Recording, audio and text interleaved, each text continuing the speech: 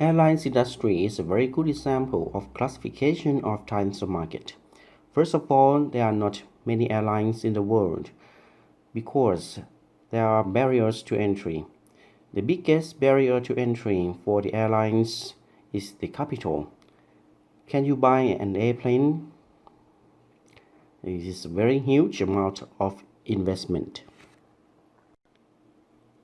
Moreover, airlines are under regulation. You have to follow the ICAO regulation to make your airplanes flying from one place to another place.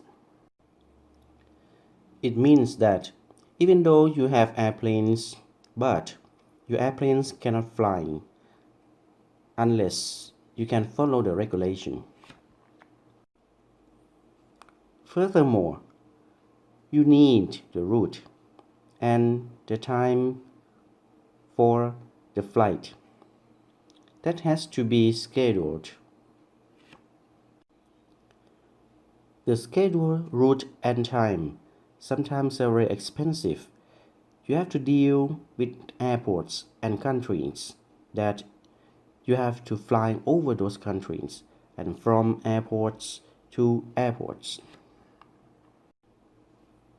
Now, after you have airplanes and the permission to fly from ICAO and the deals between airports and countries, you must have personnel, the pilots and flight attendants.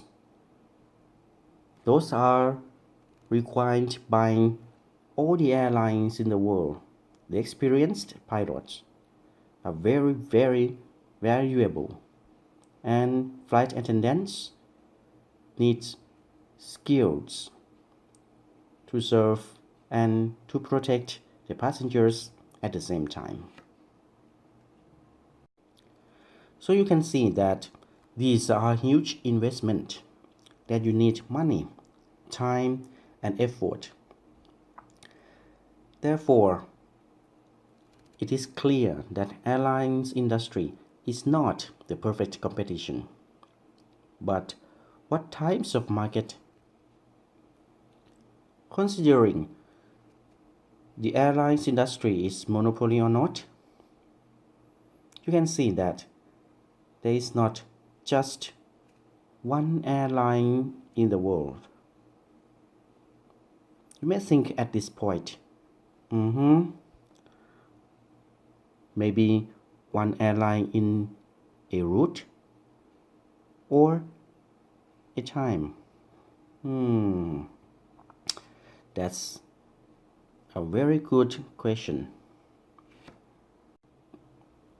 Do you have experience to find a ticket from one place to another place at a time and you find it hard that there is no ticket at all? Just only one airline operating on that route and at that time. Can that be considered a monopoly? A monopoly among the competition. Is it a monopolistic competition? Very good question. When you think of monopolistic competition, it means that in the long run, other airlines can enter the market or enter that route at that time. Is it possible to do so? This is another good question. If the market condition indeed indicates that no other airlines can enter the market for a very long time, then it can be considered that the route and the time is under monopoly by that operating airline. However, if there is still a chance for another airline to enter the market for that route and that time, then the monopoly power cannot persist forever, and we can think about monopolistic competition in the long run. Now,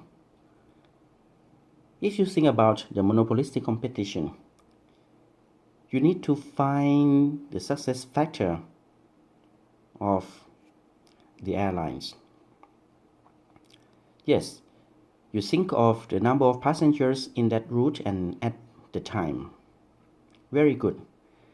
If there are plenty of passengers, then that airline will have excess profit and attracts other airlines to enter the market. However, if the number of passengers are not sufficient, then that airline may suffer from the small demand. You think of the AR that is very small and even decreasing. What would happen to that airline? The lost. It can be expected that the airline would be lost. And then the airline, even if have the monopoly power over that small sub-market, may have to leave the market because of the loss. You can see that operating an airline is not easy, even though you have a lot of money. Especially under the COVID-19 situation, when a lot of airlines suffer from financial troubles. I hope that all the airlines and my friends who work for airlines will pass this situation with safe and hope. And somehow all the good in the world would bring about the life and the cheerful jobs on the air back to them again.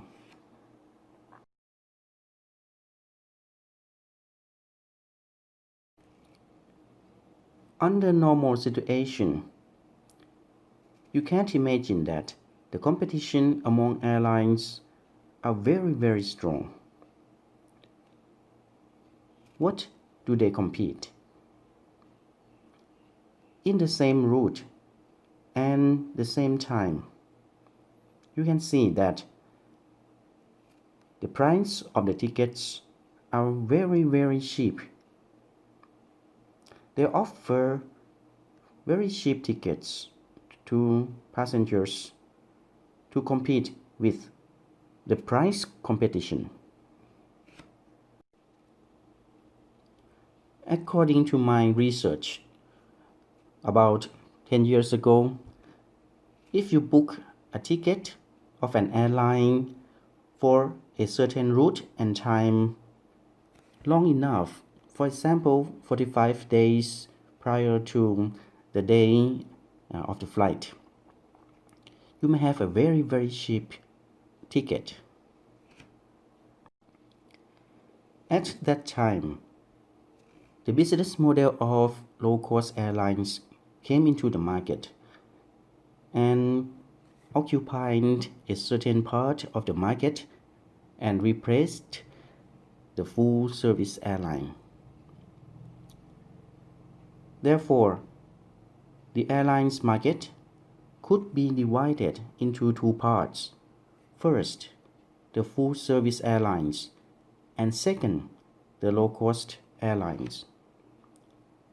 After some years, the low-cost airlines didn't satisfy with the name of low cost. They named themselves low-fare airlines. What are the sources of the low-fare for airlines? First, they lower the quality and quantity of the services. Something that is not necessary for passengers are eliminated out to save the costs for providing those services. Second, they use a smaller airplane which are more efficient for the flight. Third, they manage the time at the airport to save the cost for parking at the airport. Fourth, they choose the secondary airport, which is cheaper for takeoff and landing and for parking. Fifth, they manage the passengers to do everything by themselves and reduce the number of personnel. Therefore, they save the cost of the personnel. Sixth, they hire people to do jobs for them from attitudes.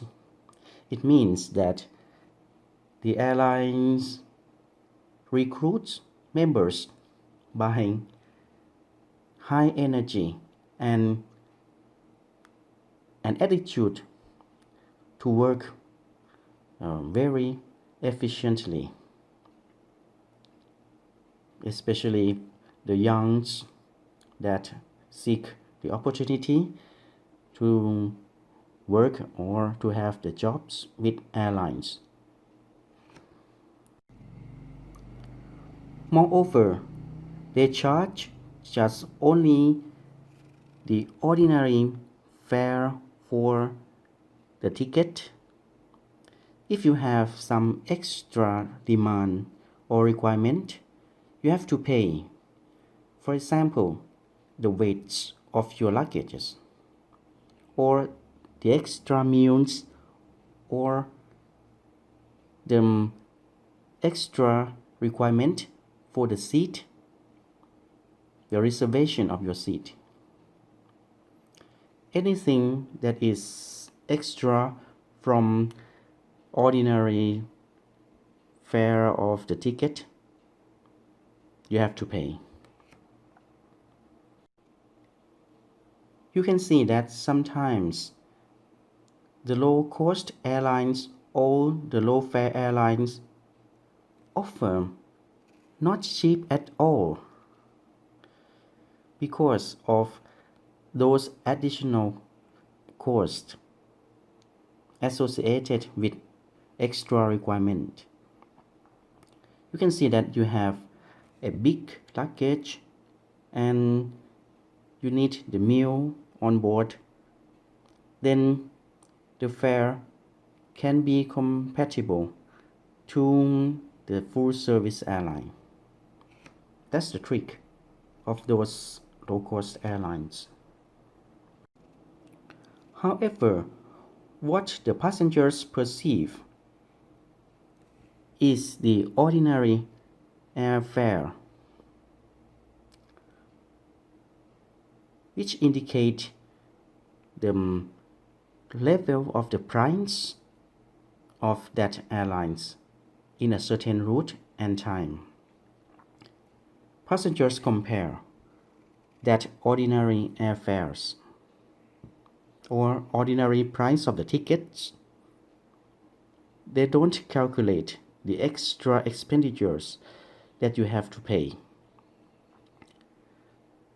This is a perception that people perceive about the price competition. What would happen if some of airlines operate in the same route and at the same time? For example, Bangkok to Chiang Mai and Chiang Mai to Bangkok.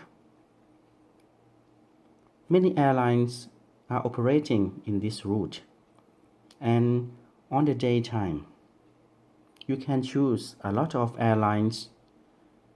And what do they compete? And what do you search for? Think about that. You search for the price. That's correct. Why you search for the price? Because any airlines can bring you from Bangkok to Chiang Mai or from Chiang Mai to Bangkok. You can spend 1 hour on board and some hours at the airport. The same for any airlines.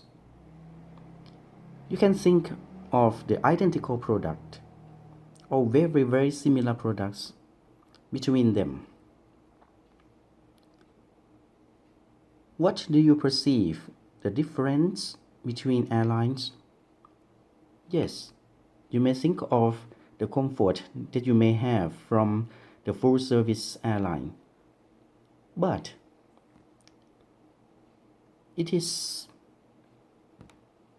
somehow unnecessary at all if you just want to fly from one place to another place and you sleep all the time of the flight, but you can save money, a lot of money.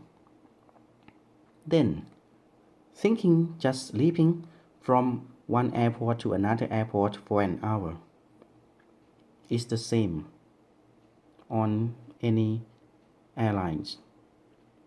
Then now you turn to think of the price. And all the airlines know this. They offer cheaper price. At least they control the level of the prices not to be so different from other airlines. This is the price competition. Now, you can see many interesting things for airlines industry. First, it is not perfect competition at all. Second, it can be monopoly in a certain route and time. If only one airline is allowed to operate in that route and time for some reasons. Third, it can be monopolistic competition. If in the short run, just only one airline operates in the certain route and time, but in the long run, other airlines can enter that route and time. Fourth, it can be duopoly. If just two airlines competing in a certain route and time. And fifth, it can be oligopoly. If there are more than two firms or more than two airlines operating in the certain route and time. And you can see that under oligopoly, it would be the price competition that would happen in that route and time. Price competition is like a game. If you raise the price of your ticket more expensive than other airlines, it means that you may lose the market to those competitors. Even if other airlines don't do anything, just hold the level of their price constant. But you are disadvantaged because of the more expensive tickets. However, if you lower the price of your ticket, then it may attract passengers and have more passengers to your airlines. However, you may suffer from losing money because you need a huge amount of money to operate the airlines, but you lower the revenue from selling cheaper tickets. What would happen to you? You may get lost and you may be driven out of the market because of yourself, while other airlines do nothing, just hold the price stable, and you do it by yourself. You drive yourself out of the business by lowering the price of the ticket. So, what is the best strategy when all other airlines do nothing about the prices? It is a very good question, very interesting to answer. And that's the game theory. In another case, if all the other airlines lower their prices and you don't, what would happen to you? Now, you will be driven out of the business because of do nothing. In contrast to the previous case, that you are driven out of the business because you do something, but now you do nothing, but you still be driven out of the business. Very interesting. So I return to the question, what would be the best strategy in doing business in airlines business? That's game theory. You can see until now, we have studied microeconomic theory too, from the classification of types of market to the degree of similarity. And now we think of the strategy.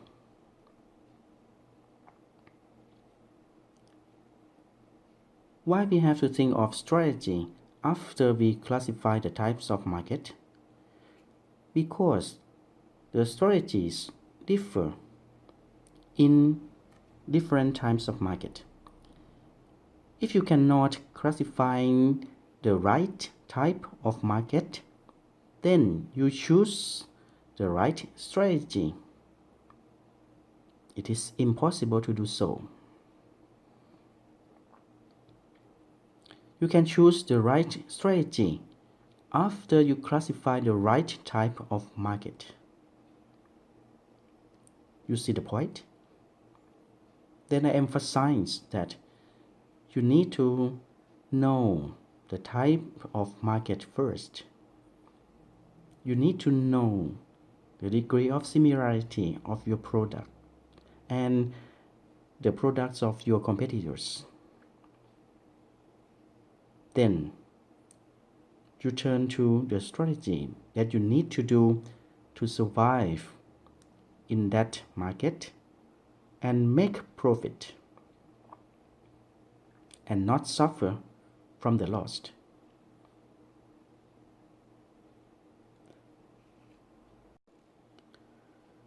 From now on, I will show you how game theory would suggest you the best strategy in a certain type of market. Please follow the next lesson. It will be more and more interesting. See you in next class. Have a nice day. And have a nice flight, especially the flight back to your home. I love every time that I have a flight back to my hometown in Chiang Mai. I miss all my family here. I miss Chiang Mai. See you later. 再见 Goodbye สวัสดีครับ